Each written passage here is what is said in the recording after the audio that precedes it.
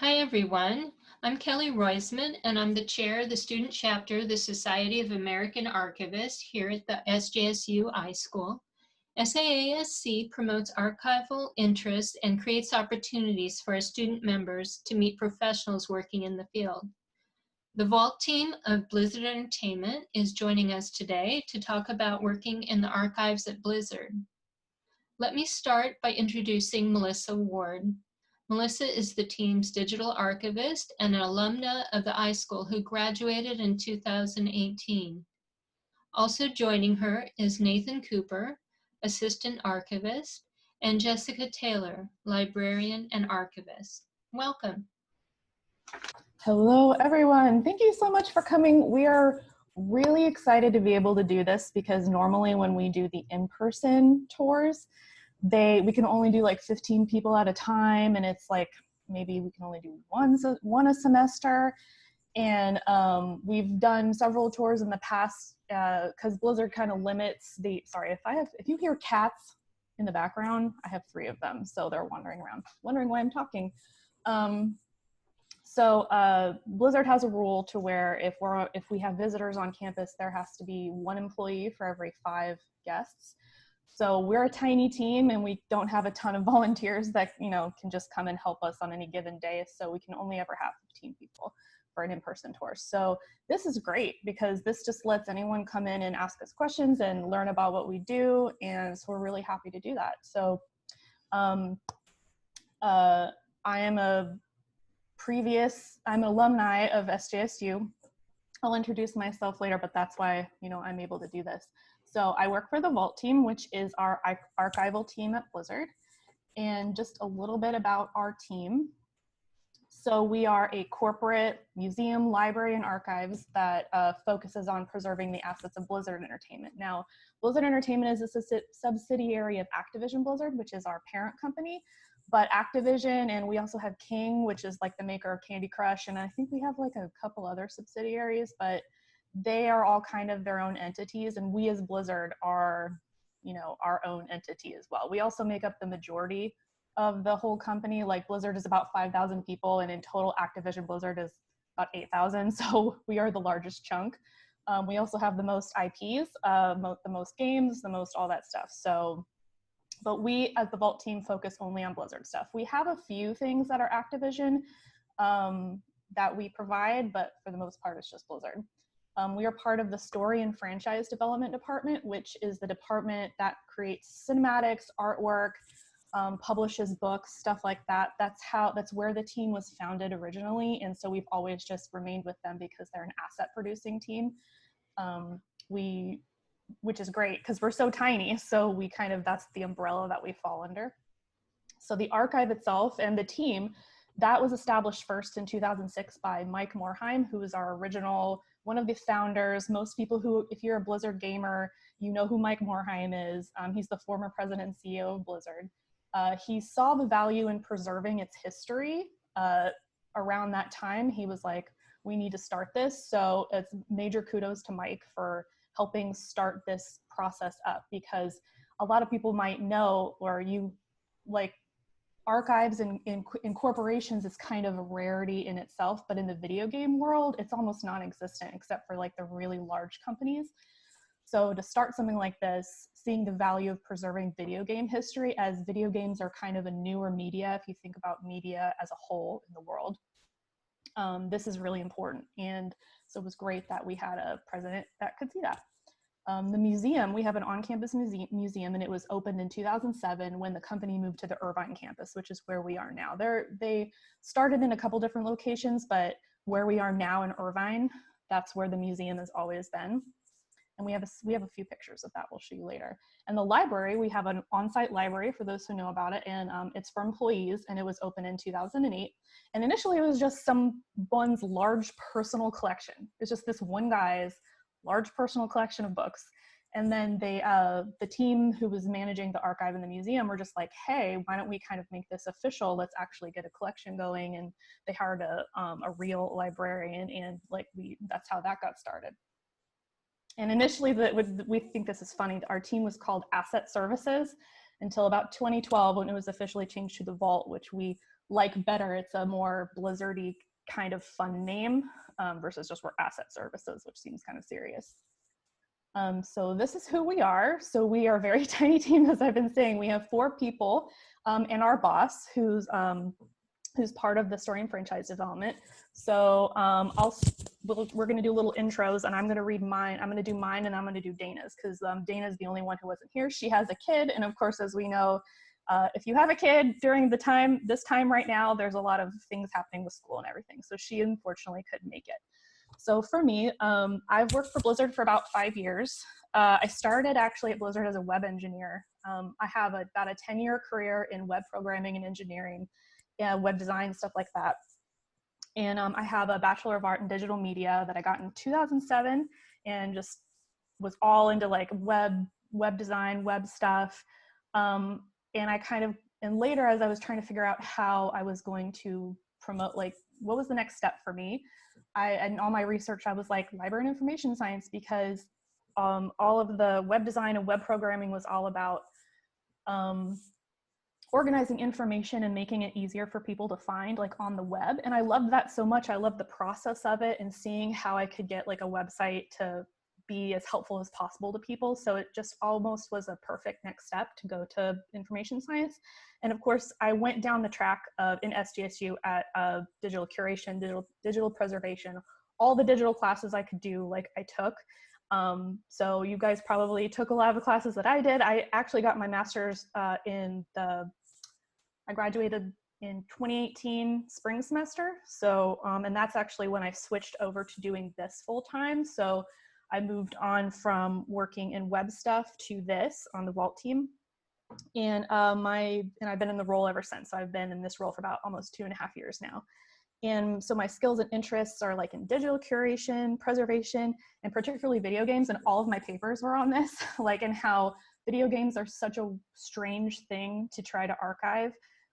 It's like the same thing with archiving like websites. I could talk about this all day long. I've written so many papers on it about how like archiving video games and even video game assets are more about archiving the experience than it is the actual thing. So it's not like you can't just take a video game and put it on a shelf and be like, you want to play this game because it has an orc in it. It's like, okay, well then is it fun? Like what's the story? Like you be able to describe it holistically for people so they know if they want to play it or not. And it's the same thing with assets, like how like maybe Google and AI, I'm sure most of you have had classes in this about how to describe like, oh, Google can pick out that there's a mountain and a tree, but will it know like what an orc is? It's all about the context, right? So it's like, how do you come up with the context for this video game stuff and then make it to where some unknown person 50 years from now understand what the asset is and like how it relates to the history of this video game and like what the video game is about, all that stuff. So that stuff, I love that stuff. It's super amazing to me.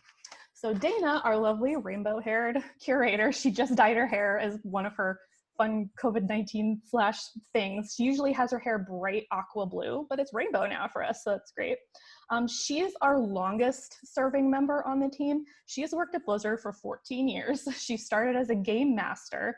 If people who play Blizzard games know, game masters are like the customer service people. If you play World of Warcraft, are the ones that like help you if you have problems, you support tickets. And then Blizzard has a program called the Temporary Assignment or TA program, where they offer it for different teams to like, you can try out different positions on different teams. And at the time, the then asset services team wanted someone to come and help the curator. So she hopped over there around 2006, 2007, which is when I think the museum was opened around that time. And because she had a background in helping in art galleries and photography, and she had Photoshop skills, so the then curator mentored her in collaboration and stuff like that. She has a wealth of knowledge about framing, about just preservation, general of materials. She does so much stuff. And at the time, she brought in like a more modern design angle because she had those digital skills and was able to create like digital layouts and stuff in the museum. And she has tons of company knowledge and expertise. So all of us are constantly picking her brain. Like she always like, Dana, what is this? And she's like, oh, that's this, and this is where it's from. And she just is this wealth of knowledge, and she loves Blizzard games. If anyone's ever been to BlizzCon before, She's the one who comes up with everything for the charity auction and the art gallery that you see at BlizzCon, and every time that stuff's talked about. She is the sole person who comes up with every single show for the museum, which I'm going to go over later when we talk about the museum and BlizzCon and stuff. So now I'd like to turn it over to Jessica and Nate to introduce themselves. Whoever wants to go first. Hi, everyone. Thanks for being here. I'm Jessica Taylor. I have a background in public history. I graduated from UCR with a degree with public history, and that's archives, historical preservation, and museum curation. And I interned for NBC Universal during that time and was offered a position as an archivist there. And prior to Blizzard, I was there for almost 10 years as the television, motion picture, and theme park archivist. And that's getting assets from all of those different properties to be in their permanent collection. I've been a gamer for life, and when I saw a position come up here at Blizzard about a year ago, actually, I applied and made the transition here to Blizzard. So I've been here for, it'll be a year in July, I think, yeah. And I'm the current librarian and archivist for Blizzard, and that's corporate archives as well as all the physical assets. Yeah, I love history. I originally wanted to become an archivist because I was in the entertainment field prior to getting my bachelor's and master's, and I wanted to see how much of film was like real, like historical movies. And then I realized that usually the history behind historical films was much more interesting and highly inaccurate in film. So when I went back to school, I tried to get out of the entertainment industry, but then ended up going back into the entertainment industry. I loved it. I'm really happy to be here at Blizzard and being part of the Blizzard team, the Vault team, and being able to preserve all the history that Blizzard has to offer. When I first arrived, it was a pretty big, there was a lot for me to do. And two big projects with the library and the archive.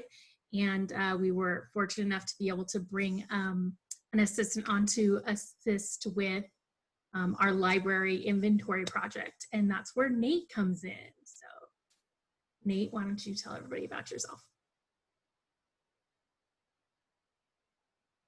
Hello, I am Aiden Cooper. I am the assistant archivist at Blizzard Entertainment. My job is essentially to help support the Vault team. As you can imagine, Blizzard is a big place. They have a lot of IPs and games and product and content that's always being produced, and it means that Melissa and Jessica always have a lot on their plate. So I am there to kind of help them, get through the stuff needs to be gotten through. And I do not have a background in library sciences or digital media or anything like that. I actually went to school for Japanese language and culture at UCLA. I have worked a lot of weirdy jobs and a lot of interesting jobs, but recently I hit the job lottery, and I won the jackpot, and I got put on the Vault team.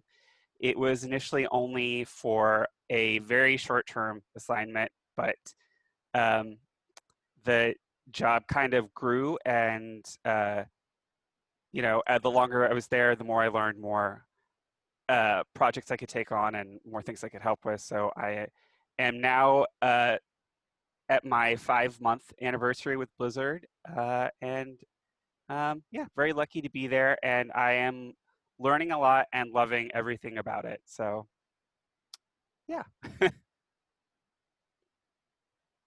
Yeah, and I'll just say that, so it was finding Jessica was like a super amazing find for us, because it just happened to hit that time where we were looking for like a new librarian / archivist, and she just had all this great background, especially like with Universal, and she comes with all these crazy stories. I mean, she didn't say, but she worked like with The Office, like archiving all that stuff, which I geek out about because that's one of my favorite shows, and just all this other stuff. So I love her stories. And the same thing with Nate. He has this, I mean, he has this great brain when it comes to organizing things, and everybody, you know, you having a degree and having the background, the schooling and everything is very important, of course, when it comes to this area of expertise. But I think a lot of people probably would agree that you have to have this sort of love for information science and organization, and it has to spark your joy, I guess, if I'm going to quote Marie Kondo, then it has to spark your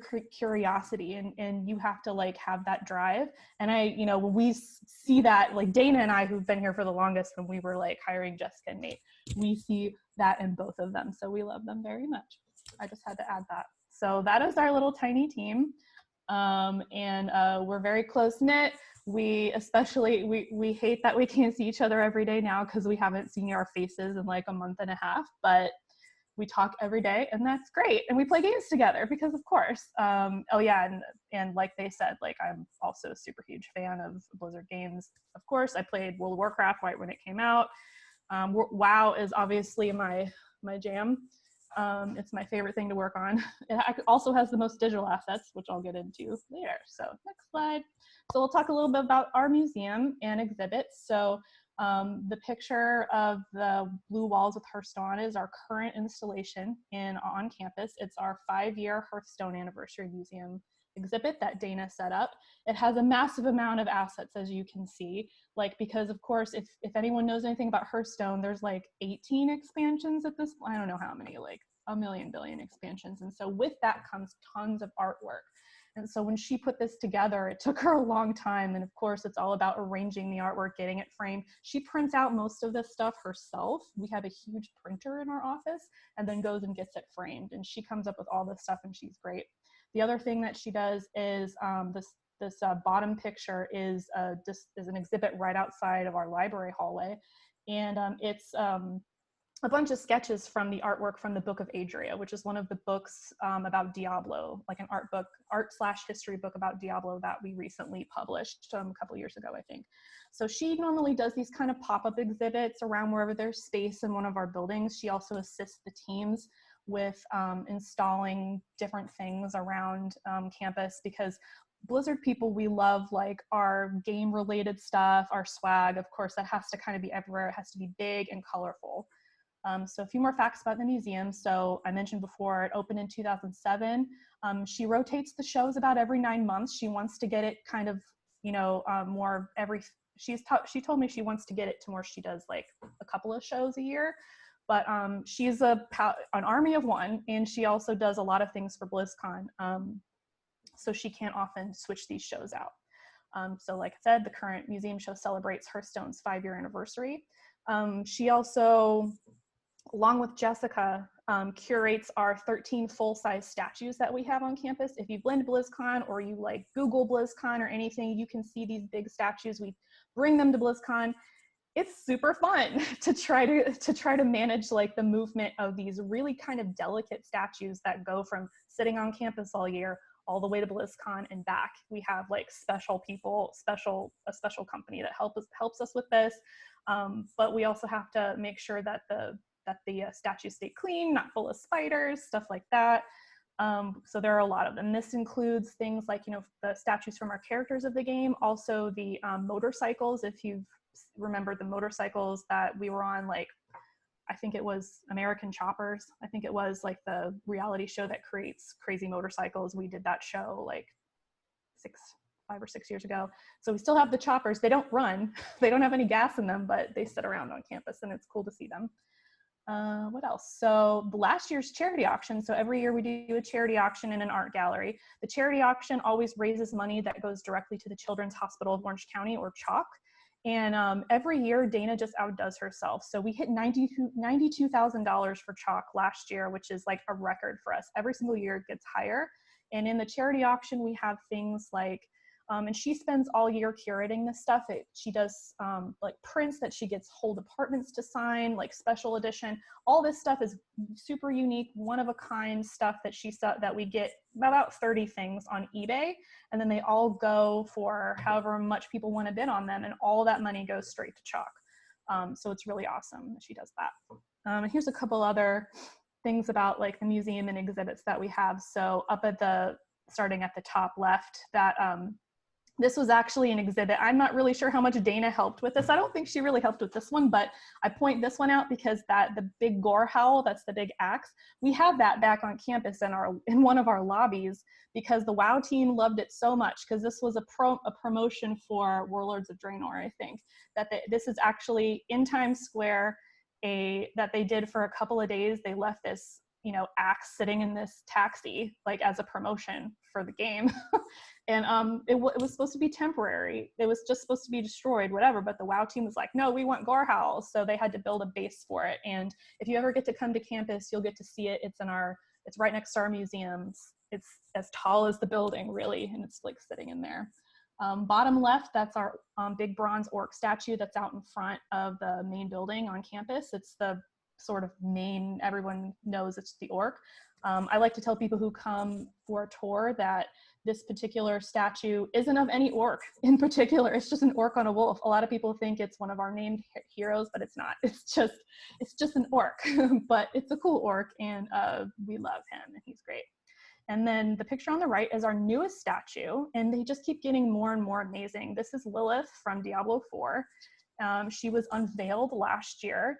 She took a long time to install. I was there for that. We were there for like 8 hours because the people who create the statues have to come and she came in pieces and they have to put her together. And then we had to create like we had to set up these big curtains like around her because she was a secret. She was a reveal that they revealed when they announced Diablo 4 last year. So now she's back on campus. And she's awesome. She's amazing. She's like the best statue that they've done of any character so far. So much amazing detail. So I'll shoot it back over to Jessica to talk about the library. Thanks, Melissa. So here's a little snapshot of our library here. That being said, we are currently in the middle of a renovation when we got evacuated off campus for the COVID. So these are a little bit older pictures, but it'll still give you a little bit of an idea of what it looks like. Top left, that is a pickup counter where folks can put assets or any items on hold to check out. So you can see there's lots of video games, movies, books, comic books, manga, all different platforms of video games. Basically, they get an email from me saying, come pick up your stuff. We have currently over 12,000 items to choose from. And like I said, that ranges from old school PC games, movies, DVDs, Blu-rays, books, boards, games, anything that you can think of.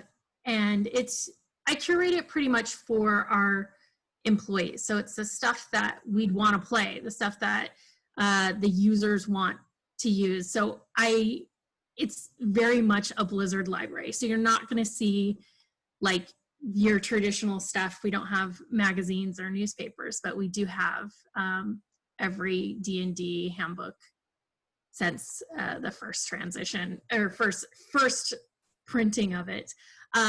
We also just went live with a new custom system called Polaris, which is a third-party vendor. We used to have just a website, an internal website where folks would look through the catalog and check stuff out. But we literally just went live this week with our new system, Polaris, and it's really pretty and it's great and it has pictures and lots of fun stuff.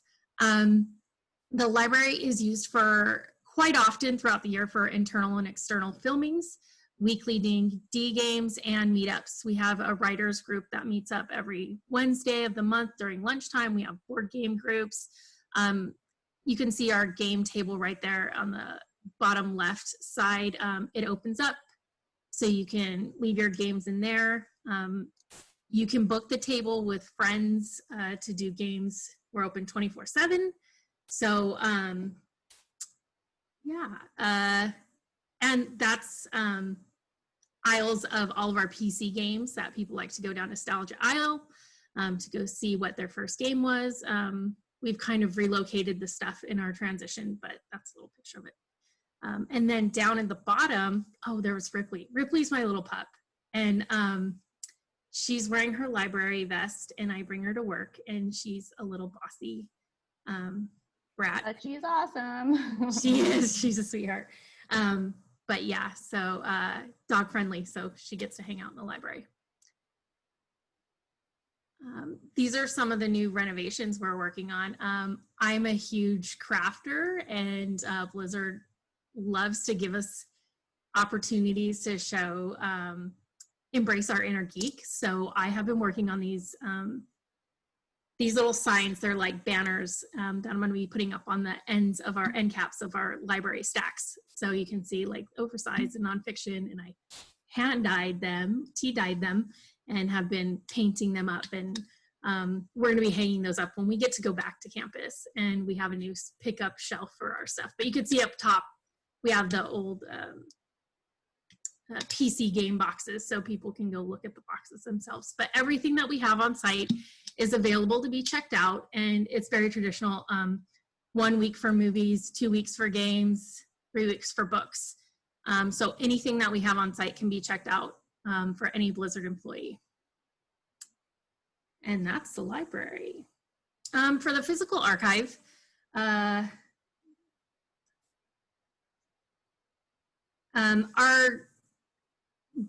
biggest thing we do for the physical archive is collect, protect, preserve, and promote. So that's doing acquisitions from across the board, everything from top down of Blizzard corporate to employees and fans.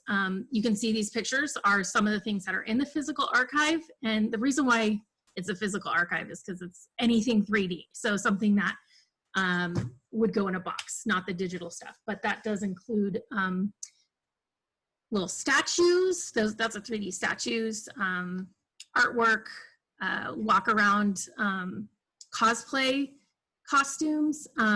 We were currently in the middle of doing a full inventory, so I don't have an accurate count of how many assets we have. Nate was brought on to help me with that, but since we're stuck at home, I'm not working on that right now. Excuse me. So maybe next year when you guys come visit, I'll have a number for you. Due to the size of our assets, we have archive vaults both on and off site, just because there's not a ton of space on site. So I do have a physical archive space on site where stuff comes in and out for small periods of time or in prep to go on display or go out on loan. But most of our stuff is housed off site in an off site storage unit that we go and we protect everything archivally and rehouse. I am also working on a new database for the archive, and we use Embark, and they're with Gallery Systems, who did TMS and Embark. And it's basically, since it's just me and Nate for right now, there's just 2 of us doing it. So we will be doing all the cataloging, conservation reports, the loans straight from this database. I haven't got to spend a ton of time with it, but that's what we're going to be using from here on out. Like I said before, our acquisitions come from all over the place. The dev teams, consumer products, the t-shirts, the stuff from BlizzCon, fan letters, concept art, failed IPs, the stuff that doesn't make it into production, a little bit of everything.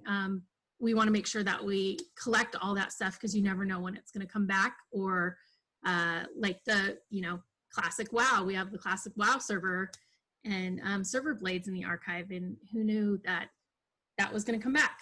So we want to make sure that you have to think about collecting, curating history for tomorrow today is like what I have to always think about. It's like, it's not just what's popular or what you think is going to be useful, in the future, but like you have to think outside the box, not just for the employee, but also for the players as well.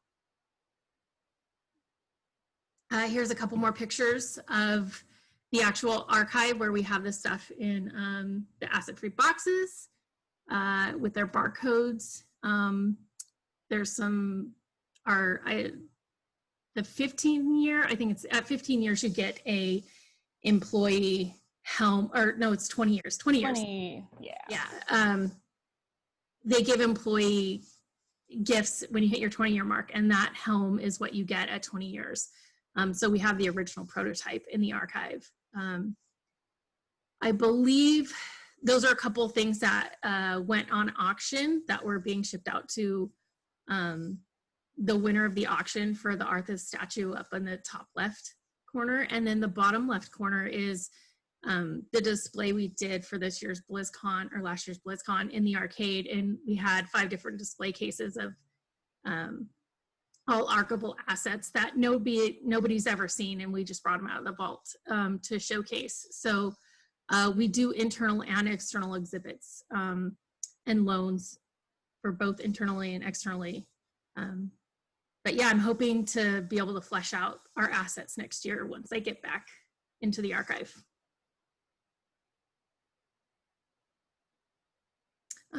Here's some framed artwork, original artwork from, let's see, that's Soldier 76 from Overwatch. We've got some Karazhan artwork from, I think that's from Overwatch as well, but it's also a play off of the WoW instance. And then you could see some original artwork on the left-hand side. Oops. Oh, yeah. I forgot. Over to Melissa. Yay. Okay. Click the wrong button anyway. Oh, I did want to point out that that is Soldier 76, but if anyone knows who Chris Metzen is, voice of Thrall, used to come to BlizzCon all the time. He's the one who sketched this, and if you see down there, he sketched it in 2002. So, and Overwatch didn't come out till like 2016, right? So they had this, you know, in their head. They have a lot of this stuff in their heads for a long, long time. So this was like one of the coolest things, like that's in our, we have a lot of cool, amazing things in the archive, and we're always finding more stuff for like, ooh, ooh, ooh. So, and the only other thing I wanted to point out, I think the one in the top left is, that's like Necromancer key art from Diablo 3, and it's a, it's funny, like, because I'll talk about the digital archive next, but people are always like wanting the layered version of this, and if anyone knows anything about like digital assets being layered like with Photoshop, I always have to tell them, if you can peel paint, you can get the layers from this one, because this is an acrylic painting. So like this one was created by one of our artists who only paints in acrylics. So I always have to tell them that. That happens a lot. But thank you, Jessica, for all that super interesting info about our awesome archive. So the digital archive is, so we have over 500,000 cataloged assets of roughly 10 terabytes, which is a lot.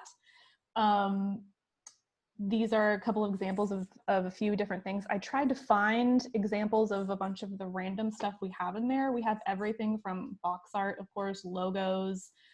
This is a score sheet from, I think the Burning Crusade soundtrack. They always make score sheets whenever they're doing like soundtracks and everything, and we try to get all the digital files for those. The bottom right is a picture of one of the super old, you might recognize some faces in there. I think Mike's actually cut off. Mike Morheim should be over on the far right, but he's cut off. But Samwise is in there, and he's one of our artists, has been here since the beginning. He's on the bottom left. And then I think you can see like Alan Adhan, that's the other guy right next to him, and a bunch of other like founders. And like in the middle, that's one of the old Blizzard games. I think back when they were Chaos Studios before the Lost Vikings, if anyone knows about that. So we have a lot of, in the digital archive, photos, of course, and like artwork, logos, box art, documents, photos, 3D objects, screenshots, textures, website layout designs, and lots more. And it's always a question of, what should we archive? Like, should we be archiving, you know, game releases as they are, or bits of code, or here and there? And it's something that we're trying to evolve like constantly, and it's always a question. And if anyone, I think you get this question, you have to write a paper similar to this in like, what is it, 201, like where you, 202, 201, one of those, I don't remember, but you know, all like one of the basic classes that everyone has to take at SJSU in the beginning is you just information in general about that whole explosion of information. It keeps growing and growing and growing, and it's so crazy how much digital content is produced. And we at Blizzard are lucky that when we had to switch to work from home, it was actually a really fast transition, and it was lucky for us that it was, because the majority of our content's digital. So we are able to keep producing, which is great, but it's also like us who are trying to archive it, it's just like, oh my gosh, you know. So a big plan I have this year is to establish a lot of those procedures. Like I have this sort of 3-phase strategy that I came up with, that has to do with like getting on this new version of a system we have, which I think that's the next bullet point. We currently use Extensis Portfolio for our DAM system, and it's a pretty robust system. We're on the original version right now that they bought like back in 2008 or something. So it looks like Microsoft 1999 whenever you open it up. So I've been actively trying to push to upgrade it, and we finally are upgrading it hopefully in the next month or so. And that'll help us be able to do a lot more things, provide better access to our teams, stuff like that, because it's a very closed system, and we'd love to offer more access to help our teams do more, because they're constantly asking us like, do you have this old stuff? Do you have this or that? And having so many files, and me being an army of one, just like the rest of us are kind of armies of one in our own areas, makes it a bit difficult to keep up with everything. But hoping that, you know, Jessica mentioned that she has a bunch of plans for the physical archive and the library. You know, the same thing with me. You know, I have a ton of plans for the digital archive. We have a lot of like big goals and dreams and passion about like getting everything established how it should be, how we feel should be the higher standards and the best, like what we owe to Blizzard, what Blizzard deserves. Yeah, so like I said, I kind of got ahead of myself. My upcoming goals include establishing accessioning and standardization procedures, because right now a lot of what I do is retroactively gathering things, like as things come out and as people request things from the digital archive, which I'm kind of customer service for that right now. I can go and grab the things that they need if I don't have it, but I want to switch it to where I'm proactively accessioning things to where I already have it when they ask, or, you know, I'm 10 steps ahead of people. Like that's like the goal for me. So like we already and have it with like good information, super findable, you know, just the great general archiving goals that we all want. Here's a few more examples of things that we have. So starting from the top left, so that's concept art from World of Warcraft. I think it was, if anyone's played WoW, and I think it was Legion, this is the concept art for the Druid area. It's one of my favorites, I love it. The top middle is a loading screen from Heroes of the Storm. A lot of that artwork is so amazing, and Heroes of the Storm itself is such a cool game. It doesn't get as much credit as it deserves, because anyone who's a Blizzard fan, even if you don't play Heroes of the Storm, can geek out over all of the stuff they do with our favorite characters. So I don't play Heroes of the Storm, but I love seeing all the crazy costumes like and skins that they come up with for the characters that I would never thought of, like, and like then to see those people can cosplay them, and it's like so neat. So I love Heroes of the Storm just because of that. Top right is, I bet you didn't know that we actually made a Super Nintendo game with Superman. So this was one of like the super old games that they made back when before they were Blizzard Entertainment. Either it was, I'm pretty sure it was probably Chaos Studios. Dana would probably know. But we have several Nintendo games that we made. This is one of them. You can probably find a whole list of a lot more that we made. And bottom left is a cinematic still from Overwatch. One of my favorites, it's the Bastion origin story cinematic. It's one of my favorites. It's so gorgeous, so beautiful. The cinematics team outdoes themselves like every time, and their cinematics get better and better. If you're not a fan of Overwatch, but you're into Pixar stuff, that whole thing, go and search on YouTube for Overwatch shorts and like just watch. I mean, it's incredible. It's just like you're watching a Pixar movie. It's so beautiful. It's like, don't worry about playing the game, just watch the cinematics. They're amazing. But the game is also great too. Bottom picture is a BlizzCon photo. We have lots of photos. And then the bottom right is sort of a concept rendering of Kerrigan from StarCraft before she turned into the Queen of Blizzard. So And I love this. I think it's so beautiful. Anyway, we have lots of stuff. We have like turnarounds, 3D models. I get questions, I have to package 3D kits for people. Like a lot of it's consumer products. Like they're like, oh, we're making a new Funko Pop. Like we need this skin from Overwatch. And I have to go find all that stuff. I have access to all the teams' systems usually, so I can go in there and grab assets from them. And then like do approvals and all that stuff. So a lot of the interesting thing about this digital stuff is preserving it. Like should we convert things like to what maybe Library of Congress and other places think is like the best format? Like a lot of these formats, they don't have a standard for. So it's a lot of really interesting stuff. And that's kind of the gist of the digital archive.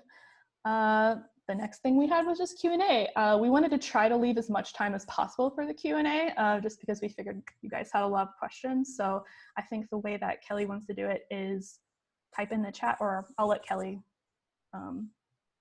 mention how she wants to go about doing that. And thank you guys for listening to our presentation. Yeah, thank you, all of you. Thank you for coming and presenting for us. This is great. So yes, we have quite a number of people. So if you can just type any questions you have into the chat, and we'll share that with everyone and have them give us some answers. I know one person was asking about your team and whether you're going to be expanding your team.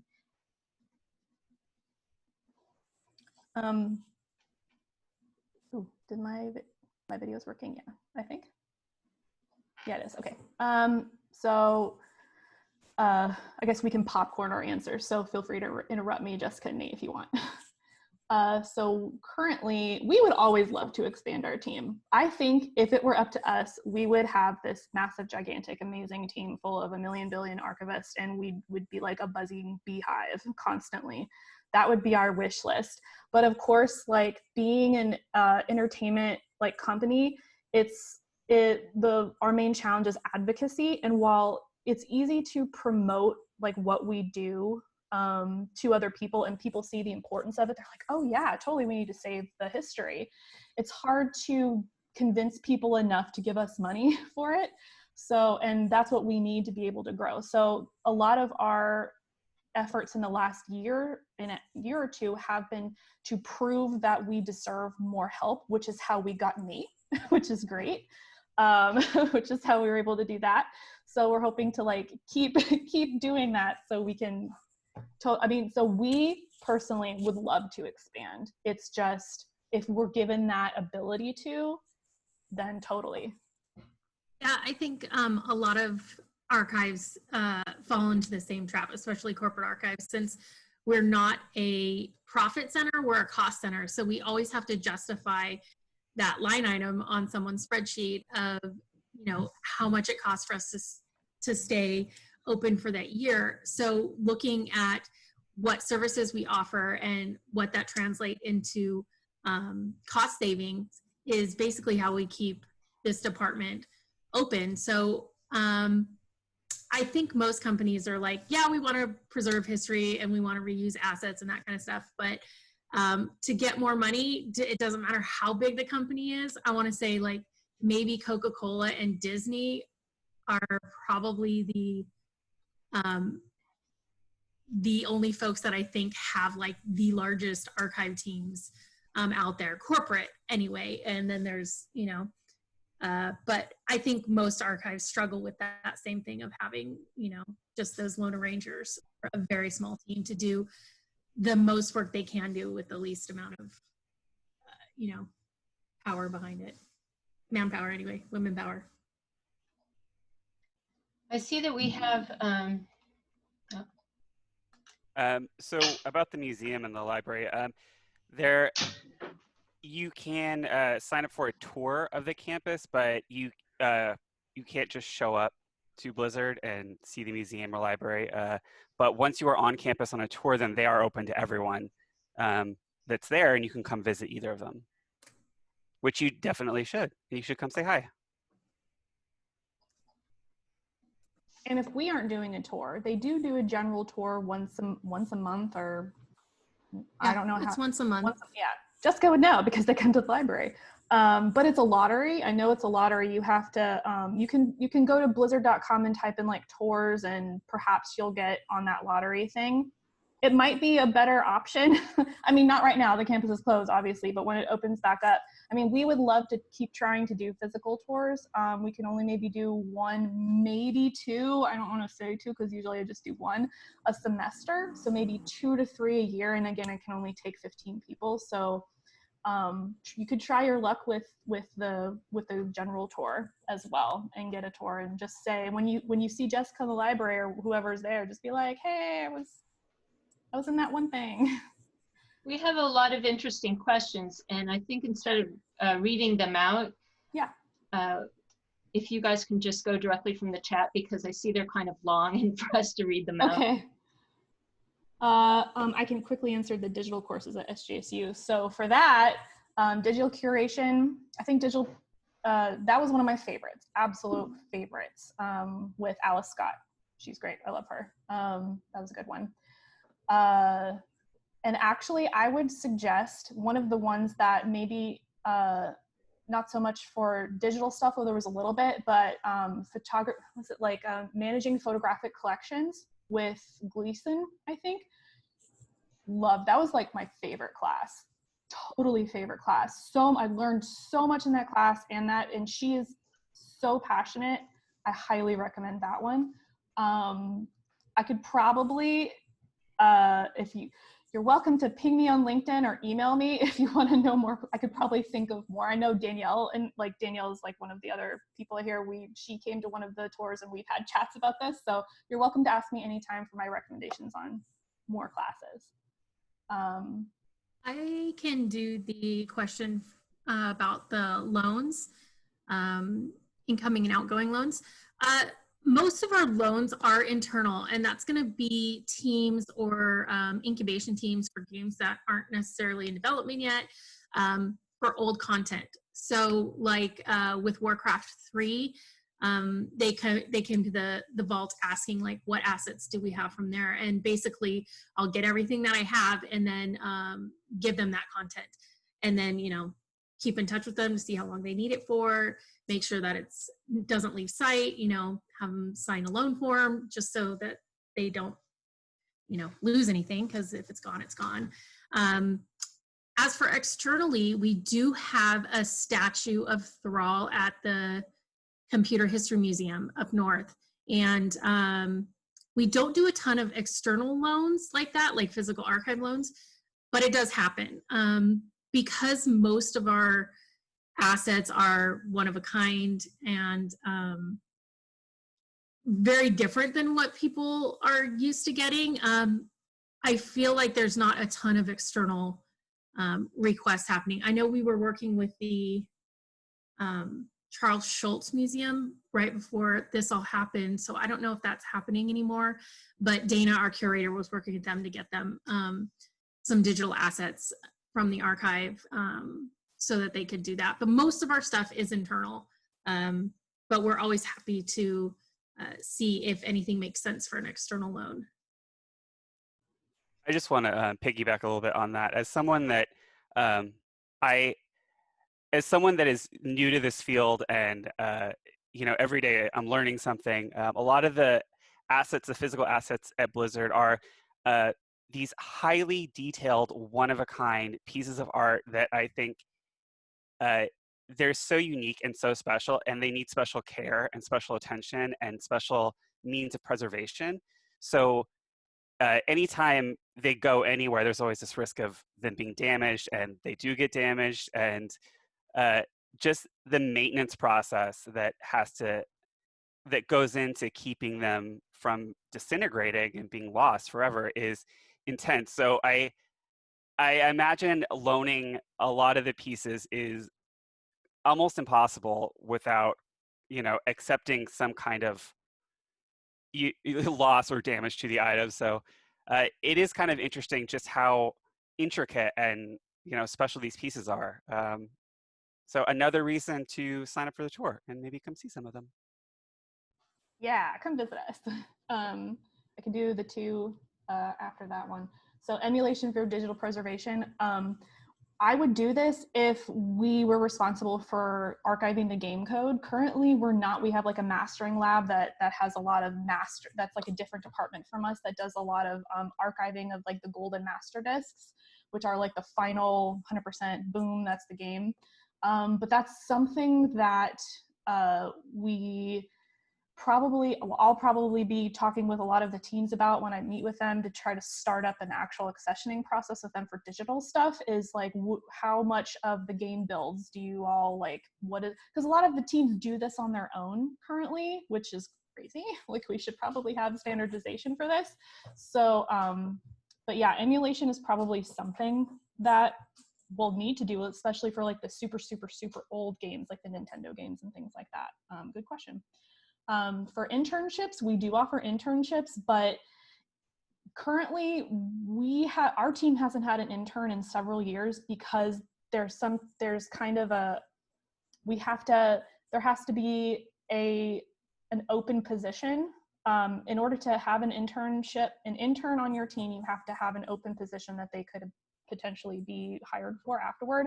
And since we are still trying to, get that kind of head count, we aren't able to have an intern yet. Like we can try. We've been able to get with Nate, we were able to get like a temp, contract worker last year, but interns are a little bit harder. But that's something we really would love to do, because I know like Jessica's had a lot of experience with managing interns at her old job. And then I know that we could all use that type of help, but keep an eye out if you're interested in internships and you're still going to school, like keep an eye out for when they come up with that, because they will announce internships like in the spring or in the fall, I think, and they're usually, and it's like it's a big thing, it's an on-campus thing, and it's like this huge deal. So that's that one. Jessica, I think they had Yeah, I can do the next two. So we have multiple off-site storages. So that question about what vendor do you use? Is it temperature, humidity, sprinklers, clean, fire suppression? Do Blizzard employees only have access? So we have, I think it's just the vault had for the physical archives, at least 6 units that are all at one specific place. I'm not allowed to tell you what it's called. It is temperature and humidity controlled, and it does have, unfortunately, sprinklers. And Nate, Dana, and I think, are the only people who have access to the keys. Well, Melissa too, but yeah, nobody else knows, actually, only our department knows where those storage units are, and the facility manager. We like to keep it that way, so it keeps stuff safe. The big, huge statues are kept at the place that makes them, because the footprints that's needed and the crates that hold them, like there's no way that we can that they need that footprint, so they are held at a different facility. As well as if anybody's been to our BlizzCon, we also have BlizzCon storage units for the stuff that creates. They had a walkthrough Diablo 4 like interaction, like little walkthrough museum of a church. They have that all in storage as well. So it's and that's comes to the archive when they're done with it. So yeah, it's all over the place. But yes, we do the best we can to make sure. Well, everything is temperature and humidity controlled, which is like, I think, a really important part of it. Describe your accessioning process into the archive and the access to teams. It's pretty traditional when I get something, whether it be from someone bringing it to the vault, or if someone reaches out, or if I reach out to a dev team being like, hey, I know you guys have this new expansion coming up, or they've created something new.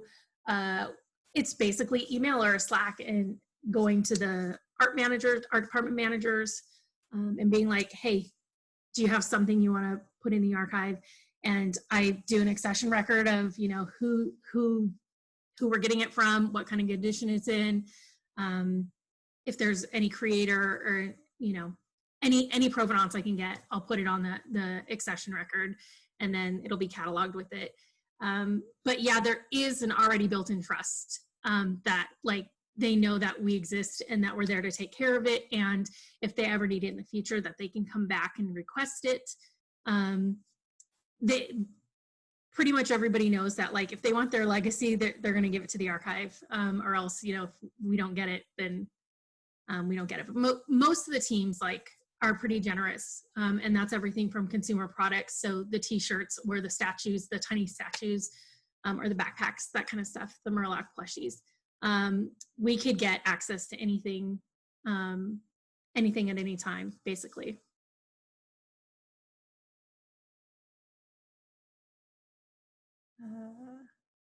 Melissa, you want to do the next one? Digitization. I mean, Yeah. That one.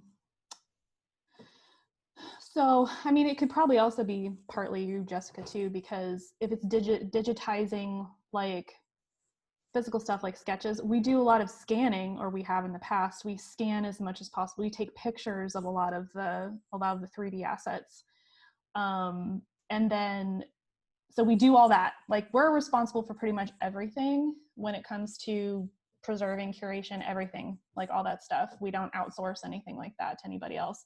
And in the digital archive, we definitely, the highest resolution files as possible, raw, definitely TIFFs, the highest resolution. Like I try, one of the big backlog cleanup tasks that I have is to go through all the stuff that's already there and see what I can convert, if possible, to like the higher resolution stuff. Because ultimately we want, like when it comes to a Photoshop file that has, we want the layered version, of course, that has we want the original, the layered version, you know, the highest resolution of everything, because that's what everybody wants at the end anyway. So I definitely try to gather that as much as possible. I also think like we're really very lucky on how much trust our department leaders and our company trust us to do our job, and any support that we need, any type of materials or supplies, basically they trust us to know what we need to do our jobs properly. And I know that's pretty rare in some places, but if there's something that I need to make sure that something's preserved properly, I get it. And I think, Melissa, whenever you have the same thing, is like if you need more space on a server, you get the server space. I think that comes with that trust. Yeah. They trust us to do our job. Yeah, and that is a lot about building trust too, like, because the teams, especially in our area, you know, leaks are a big problem.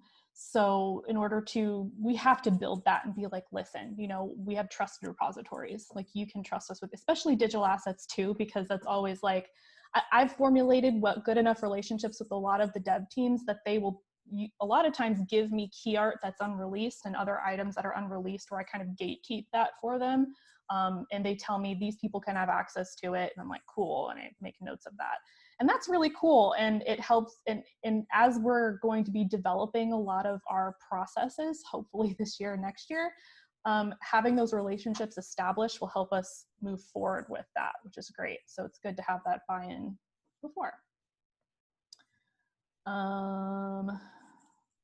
Favorite games and characters?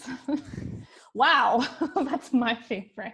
That's my favorite forever. That's my love. That's my heart. I love it so much. I haven't played it in a while, but it is nostalgia for me way back to vanilla. It's just, and then Overwatch I've played it. I'm not into those, you know, shooter games, but if I had to play a shooter and only ever a shooter, it would be Overwatch, just because of how amazing the artwork is, how inclusive it is, how diverse it is, the stories, the gameplay, it's smooth.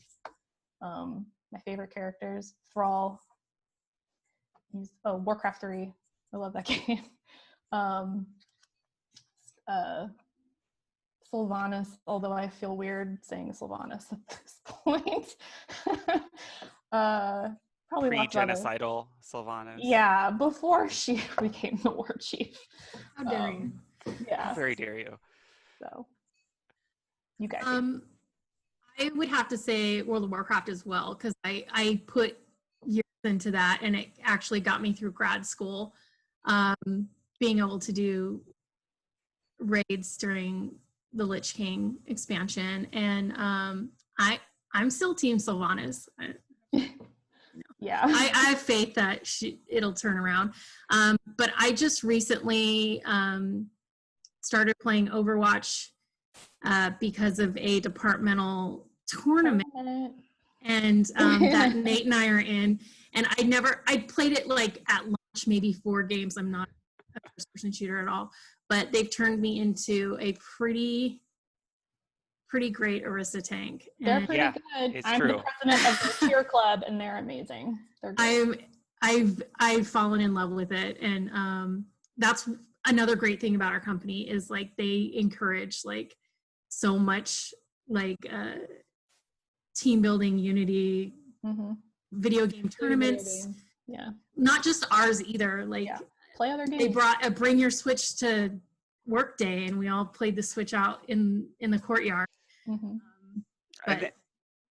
of the things that makes Blizzard so special is that there is that diversity among their games. So, you know, they have you know, a MOBA, they have a trading card game, they have a first-person shooter. Like, you know, they have this kind of amazing catalog of games that can appeal to lots of different people. I also I love Overwatch, and I love playing with all of our team, and I think it's super fun. I am a huge Diablo fan. Super excited for Diablo 4. And I'm loving it. I'm loving the Diablo 3 on the Switch. Best question.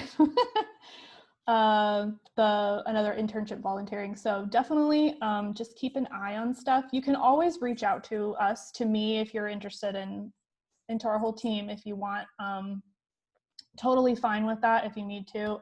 LinkedIn, or we're happy to give you our emails, or at least I am. I'm not gonna like say, Jessica and Nate, give everyone your emails. No, I'm happy to as well. I think Melissa mentioned I've had a lot of interns when I was at NBC Universal, some from San Jose as well, which the archivist over at Jim Henson I worked with, who came from San Jose. But yeah, email. I'm always happy to have questions. I remember what it's like being an intern, and I'd love to pay it forward. So yeah, hand out the email as well, or find my LinkedIn. Yeah, and I just want to mention, Kelly, we can keep, I mean, unless Nate and Jessica have to go, I know I have us booked for a little longer, like we can keep questions going. I'm totally fine with it. I'm fine for another half hour. Okay, I was going to ask, it's 2 p.m. now, so you know, as long as you're comfortable. Questions, we'll keep answering them. On the kind of an aside with the internship kind of inquiries, as kind of the newest member for the Vault team, you know, they always have temp positions at Blizzard, and the temp positions are varying by, like, they're in tons of departments, the length of the position, the requirements there, it's kind of something for any skill level.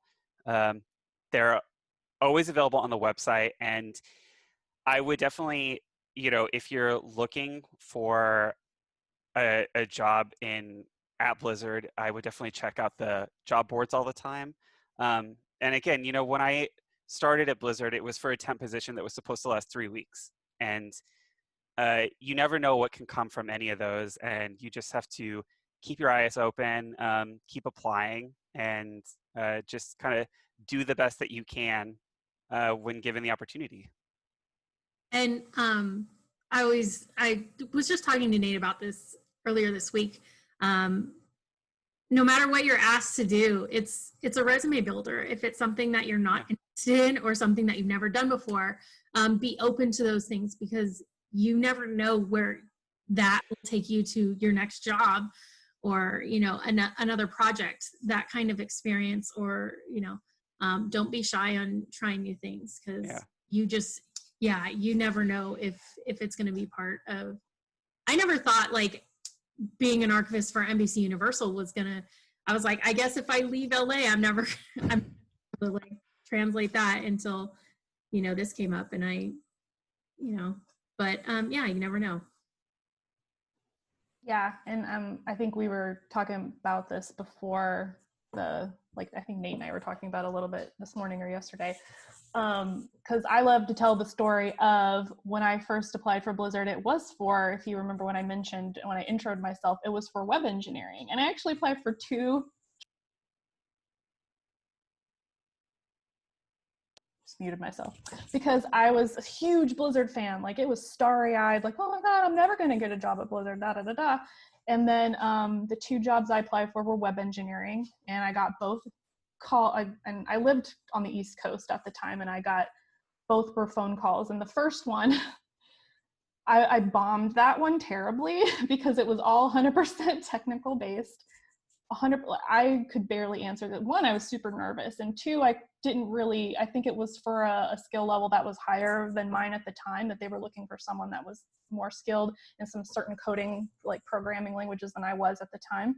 And so I was like, oh my gosh. So the second one, I was like, oh, I have to study for this. So I studied my butt off, and I like printed out like tons of printouts, and I like to give the visuals. I'm sitting on my bed waiting for the phone call, a fan of like study sheets in front of me, and that guy didn't ask me one single technical question like at all. It was all about team-based stuff, work ethic, like meshing with diverse teams, blah blah blah. And I ended up getting that job, and it was because even though it was for pretty much the same position, the same kind of stuff, that team was looking for something different, and I fit that mold, and I was lucky to find that. And that was my in at Blizzard. And while Blizzard does get tons and tons of applications, I always encourage people, like, just keep trying. They love cover letters. That's a big thing. Like, write a cool cover letter. And then I always say, make the cover letter like fun and game. Like, don't just like my name, like a robot, like I am so-and-so, and this is my skill, and I am amazing and wonderful. Like, tell Blizzard like how much you love video games, and how much, and what you can do to help them. Like, because that's always been my big thing. And I love cover letters. And really, I think if I was hiring somebody, like, the cover letter would be what I would look at, like their skills and everything, but I'd be like, if they made me laugh or like whatever with the cover, because we're super casual and we love fun, crazy things at Blizzard. And so that's a good way to impress. There's a tip for you if you ever want to apply for a job at Blizzard. But also, like Nate said, there's a wide variety of things. If there isn't a position open on our team, but you see something else that seems like you would fit, like a producer job or something with project management, which is similar to like information management, but in a different way, like, try for that. And then you never know, like, you could always sync with us. And Blizzard has a really great internal career opportunities program where you can move, and they're super, once you get into Blizzard at one thing, it's not like, okay, you're there for life, like, don't dare move to another team or we're gonna like cut you off. Like, there's all these great programs in here about moving laterally and moving to other teams. It's really great. It's very open. Your boss is kind of supposed to help you grow at Blizzard, not just within your team, but within the company itself. So yeah, don't be afraid that you'll never have an opportunity, because there's always opportunity. And let them decide you don't have the experience, or that you're not qualified. Because don't sell yourself short. And I think a lot of people do that. So even if it's something you're interested in and you don't think you're 100%, go for it anyway. Let them say no. You never know what they're looking for besides what is written on the job description. The wish list. Yeah, the wish list, exactly. I can answer a couple of these questions real quick. The digital Jennifer, yes, go ahead and email me for the recommendation. Charles Museum. They were asking if they wanted to highlight some of our artists in different mediums, and because they didn't have any representation from video games, they came to us, and we have some, we have hundreds of artists that are either employed by Blizzard or contractors, but we have some, I think Dana narrowed it down to like 20 different artists that are known for their Blizzard work, and are working with those artists to decide what was going to go in. And yeah, it was just like artists from different mediums. And it was an interactive, they had like a digital table that you could work at an artist table. And I don't know when that's going to come out. They haven't finished the curating that exhibit yet, but that's what. There was an e-resource question too. Oh, which, yeah. You were answering the Charles Schultz one, Jessica? Yeah. Yeah, there's an e-resource one. Oh, was there? Yeah, because we do have e-resources that people can sign up for. You can sign up for Linda classes. There's different kind of continued education classes you can sign up for. You don't have to physically do it at the library. People that are on campus can sign up through the Blizzard kind of web portal. And the library is open 24/7 in the sense that if you are on campus, the library is available to you. So there's no, like, it doesn't get locked up or anything. There's badge readers, but and a camera. Yeah. Yeah, camera. I mean, yeah, you can't go in with your like Santa sack and yeah, keep your pants on. Yeah. But our website, our internal website for the library, is on 24/7 too, so people can look through the catalog and put holds on the catalog or reserve something. We have a really great department for Blizzard called BlizzU, and they do offer language courses, personality, working with different personality classes. Nate said Linda Learning. We also offer O'Reilly Safari books. You could, they might also mean like ebooks and stuff. Oh yeah, we just swapped over to that new system that I was talking about earlier, and I'm curating the ebooks right now so that those could go live so that people can do that, especially since we're working from home now and people can't come to the library and check out books, but they'll be able to check them out, ebooks, that way. Oh, Pluralsight's the other big one that we use that people rotate out seats for that one too. Mm-hmm. The team handling WoW Classic, that's actually the WoW team. So we work with all the teams. So, and when we say dev team, we mean like all the game teams. So maintaining the original context. So when they were building it, I remember getting a lot of requests often for they would come to me a lot when they couldn't find a lot of their own artwork on their own folders. Because I have a lot of the original like icons, assets, key art, stuff like that, where they were trying to get certain things correct.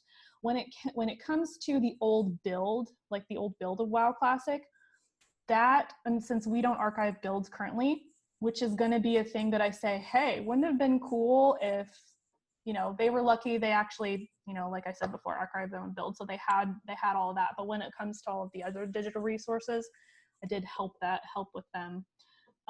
There are problems sometimes working with assets that haven't been preserved. Like, for example, a lot of artwork, like loading screens and things like that, were created on a much lower resolution. So I will often get requests for, can I have this, or maps, like WoW maps, for example, are always usually low res because they're a game asset. And you don't need to have these like huge, like humongous maps. People think that everything's created on a high res, but WoW is created on a very like, was kind of made to run on like lower, I mean, at the time. Now it's like, man, you need like a crazy amazing computer to run WoW, but the higher textures. But if you ever played vanilla WoW, even classic WoW, all those old textures made it easy. I had like the tiniest, crappiest laptop in 2004, so I was able to run WoW really well. But yeah, so going forward, hoping to kind of keep everything at the highest resolution to capture everything, because we have run into things where teams will ask for stuff and we either don't have it or we don't have it in a higher res that maybe someone from forever ago remembered it was once in a higher res. That artist doesn't work for Blizzard anymore type thing. So that will be a goal to try to prevent that from happening like for forever and ever. Okay. One of the questions I saw that I think I know the answer to, but I would like confirmation is, does Blizzard use emulators for any of the... We were kind of talking about that a little bit, but I don't think well, what about all the there's been people trying to archive. I feel like the answer is yes-ish. Yes-ish. Yeah. Yeah. Yeah, it's yes-ish. Not in the typical, I feel like, a game emulator sense, but Yeah. just like the weird drivers to access storage Some of that the older games doesn't really exist anymore. Mm-hmm. I think we've covered all of the questions that we have. And thank you for coming. I want to especially thank Melissa, Jessica, and Nathan for joining us and giving us this opportunity today. If you do have any follow-up questions, go ahead and email us. You can also visit our website to learn about future events. We are planning on rescheduling a site tour of Blizzard later this year. Thank you everyone for joining us.